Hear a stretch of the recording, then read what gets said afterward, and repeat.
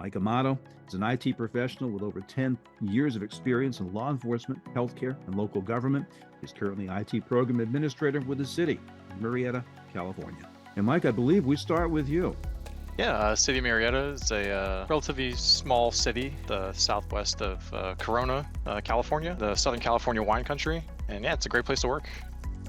Talk about some of the challenges that you face among, of course, all state and local government. Yes, definitely. From the slide here, you can see the high attack volume, limited budget, and complex compliance. Hit it right on the head for the City of Murrieta. Being a government, a public entity, we definitely catch the attention of threat actors worldwide, constantly attempting anything they can get from the city. As a smaller city, we do have a limited budget. I came from a much larger city where they had dedicated resources, dedicated budgets for these types of things, and we kind of have to pick and choose. Upgrade infrastructure. Do we put money towards security? In a perfect world, we'd like to get as much as we can, but realistically, we can only get so much. So it's definitely a big challenge. The compliance side, the CJIS policy from the FBI is really what we drive a lot of our compliance with here. As a city government IT, we do support our police department and also the City of Menifee's police department as well. We have to follow very strict guidelines as defined by the CJIS policy. Some of these threat actors can be, backwater groups or, state level sponsored, groups that have a much larger budget than the city does. What initiated this project for your city, and ultimately, what was the problem you were trying to solve? So this started out actually as a full-blown ransomware attack. It was over a holiday weekend. We got an email from our dispatch center, which runs 24/7 for our police department, and they said, "Hey, I got a weird, message on my screen. It says something about my files are locked, and my computer's not really working right. I'm not really sure what's going on." But we did get to take a look at it, and we realized this was kind of a symptom of something larger. That was starting to spread through the network. By the time we actually figured out what networks it was hitting, where it was going to, roughly 50% of our infrastructure was crippled. We did discover the source of it relatively quickly, but by then the damage was already done. And we were just kind of rolling backward to try to remediate everything that was going on, find the threat. Was it still persistent? Is there access still available? And how do we get on top of this to prevent this from occurring again? The house was already on fire. We're trying to put it back together as fast as possible. So our major problem was getting back to business, understanding the damages that have already occurred and how we can resolve that quickly and effectively.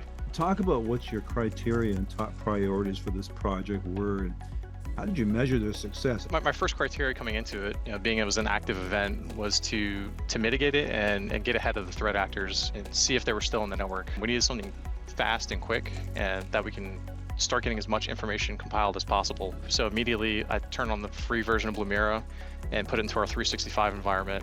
And immediately we started getting information within 10 minutes of, we have malicious logins from other IPs outside the United States, credentials being changed. So we discovered that it was no longer just on-prem, they were moving to our cloud environments as well. So yeah, my top priority was to get as many tools in as possible to try to capture and get ahead of the bad guys. Once the incident itself was kind of contained and we're using other resources to move ahead, we went to really a full-blown evaluation of, is this a product that can assist us?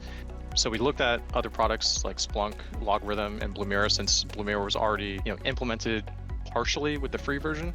It really came down to ease of use, being able to implement it within a couple hours, which we had already done prior, because like anybody in IT knows, you can have as many tools in the world as you can, but if you don't actively use them or actively look at them, they're useless. So it really came down to implementation speed, came down to ease of use. When an alert does come out, it really simplifies it down to, this is your problem, walk through these steps, and here's how you remediate it. And also for us, the back-end support of it, because we don't have a dedicated security team to look at these things, we can tag on their support to say, hey, we don't really understand what this is or what you're highlighting. Can you assist us? And so it's like having that extra person technically work for the city, but not work for the city. So it makes it a pretty easy choice. Right. The City of Murrieta doesn't have a dedicated security team to look at these things, to look through logs, to make determinations. Automation is huge, especially with Blumira. That's where a lot of the automation comes in place. It's ingesting, I think in our case, billions of logs over the past 6 months. We don't have a dedicated person to actually look through and make determinations on that. So that'll save time, and in my opinion, I believe it focuses the resources your staff needs to implement to address these issues. Well, Mike, very grateful for your time, for your insight. Thanks for sharing your experience. Thank you so much for giving us your time and your attention today.